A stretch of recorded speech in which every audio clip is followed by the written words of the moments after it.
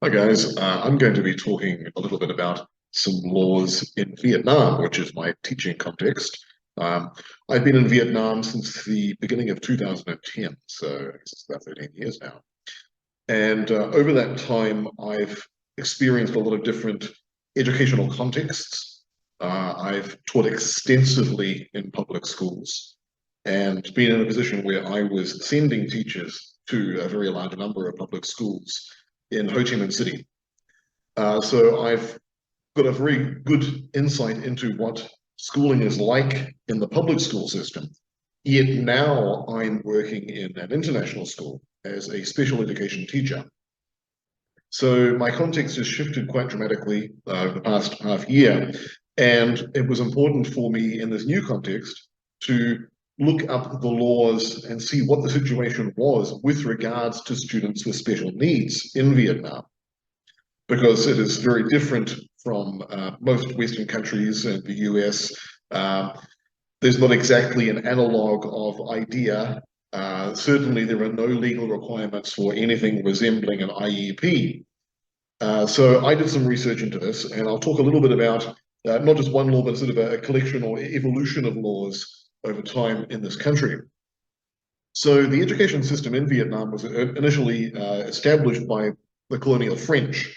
And it took a very long time for that to become established in a way that even non-special needs students were actually being served in significant numbers. But that system slowly grew over time with very little regard for any students who had any form of special needs. They did establish a school for the deaf and then a school for the blind um, in the late 18th century. And there wasn't much else apart from that for a great deal of time. Now, the country was reunified in 1975, and their approach was special schools for intellectually disabled kids, kids with other forms of learning disabilities, other disabilities, and so forth. But even this was extremely limited. So the real turning point in Vietnam was in 1991. At this point, there were 36 special schools for students with disabilities around Vietnam. This only served 6,000 students, which is very little for a country that no doubt had a great deal more disabled students than that, especially after the legacy of Agent Orange and all of the birth defects and other terrible effects that had. Now, the situation was dire. At that point, back in 1991, the average GDP per capita of a family in Vietnam, it was $138 per year. The school fees to send a student to one of these special schools was $400 per year. So you're looking at about 3.5 years worth of salary to pay for 1 year of schooling if you've got a student with any sort of significant disability. It's just absolutely impossible, hence why they only had about 6,000 students, probably associated with the party, I guess, at the time. Now, in comparison, school fees for other students without any special needs was about $20 per year, which compared to 138 per year GDP per capita is still actually pretty significant. Now, 1991 was the turning point because that's the year when Vietnam became the second country in the world and the first country in Asia to ratify the UN Convention on the Rights of the Child. So I'll quote here from the UN Convention on the Rights of the Child, and that's in Article 23, Section 3.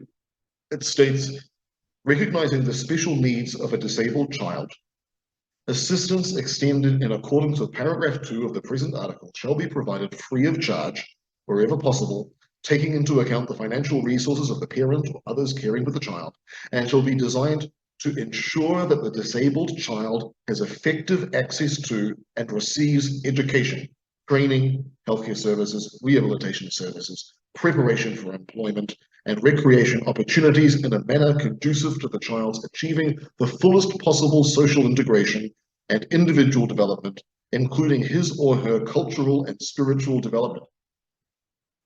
So that was really big. That obligated the government to do things very differently. And they did straight away the same year. they also put into effect the Law of Protection and Care for Children, which promoted the expansion of special schools. So they still weren't taking an inclusive approach, integrating students into regular classrooms, but they were committing to a commitment to better serving their disabled children. Now, this law, translated, states, handicapped and invalid children shall be assisted by state and society in the provision of medical treatment and rehabilitation in order to integrate into society. They shall be accepted into special schools and classes.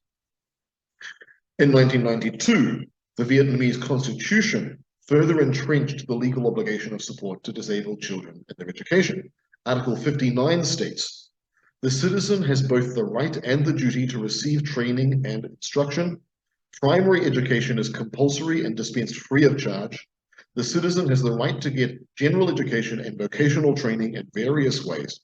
And the state and society shall create the necessary conditions for handicapped children to acquire general knowledge and appropriate job training. So these were really important, and we saw a lot of change subsequent to that. As a result, in 1995, they began a pilot program for inclusive education. So this is where this shift away from the special schools began. And that was successful, and that served as a model for further integration, inclusive philosophy of education for disabled children. So quantifying that progress, there's data from 2009 and 2016. And by 2009, they'd set some targets and they had achieved a great deal towards those targets. And the national census showed that 66.5% of primary school age children with special needs were attending school.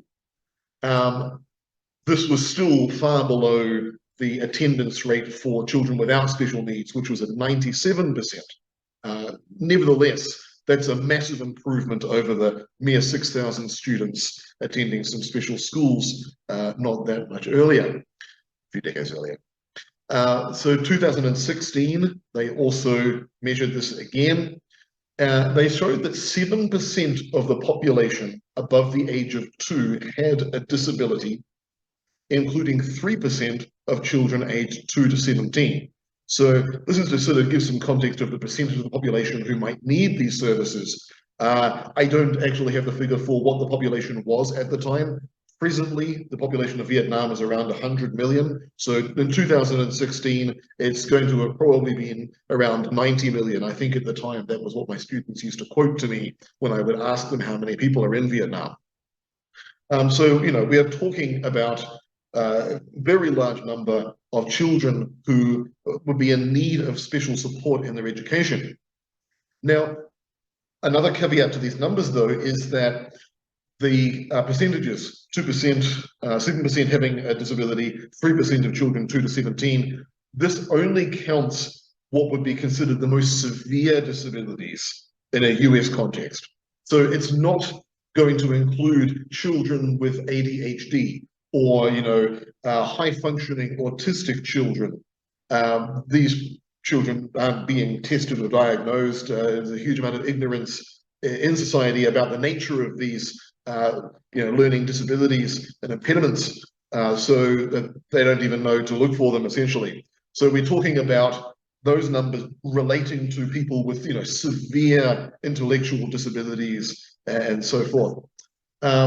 Now, the results in 2016 say that at that point, 94.2% of students with disabilities, and nearly half of those possessing an intellectual disability, were attending ordinary schools in an inclusive manner. Now, I think Vietnam has made great progress in terms of its laws, in terms of its educational philosophies and embracing inclusiveness. Everything that I'm reading is in the right direction, and the statistics that the government provides look very positive. What I have to say, though, is that what I observe does not match the progress that they claim to have made.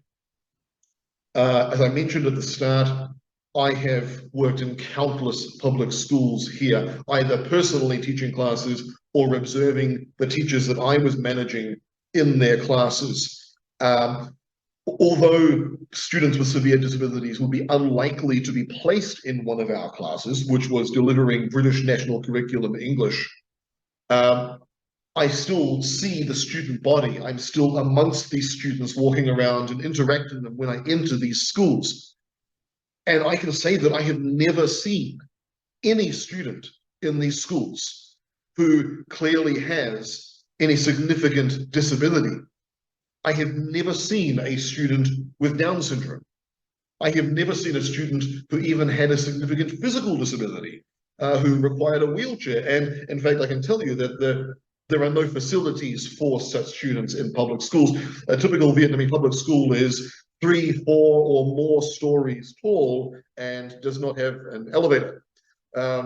So I'm afraid that what is on paper, which looks fantastic, it seems to contradict what I observe firsthand.